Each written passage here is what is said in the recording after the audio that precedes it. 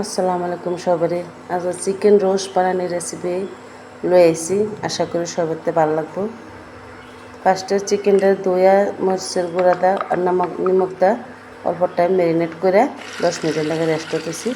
তারপরে এতে আমার চিকেন এটি একটা একটা করে উল্টা পাল্টা ভাজা দিচ্ছি ভালো করে ধুনো পিসটা ভাজার পরে কেরাহি এই সাইডে আদা রসুনের পেস্ট করে দিচ্ছি, কাজু বাদাম আর গাখির দেহের একটা পেস্ট বানাই দিচ্ছি।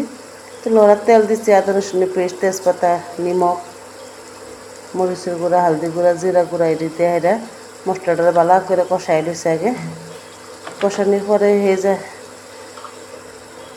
পেঁয়াজ বাটা আছিল যে পেঁয়াজ বাটা দিছি, পরে পেঁয়াজ বাটা দিয়ে এটা 10 মিনিট লাগে আবারই কষাই দিছি রেখে দিচ্ছি। তারপরে এনে আবার কষানি হয়ে গেছে আমার কাজু বাদামের পেস্ট দিছি, না গাখিরের লগে কাজু বাদামের পেস্টটা ডাইলে দিছি। তারপরে দুই টমেটো সস দিছি, দিয়ে পরে 10 মিনিট পরে আবার মাংসটি আমি এই গ্রেভি দিয়ে দিছি।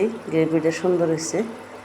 ওর পরে 10 মিনিট ঢেকে দিছি, ডাকার পরে লাস্টে এরম হয়েছে আমার চিকেন কোরমাটা।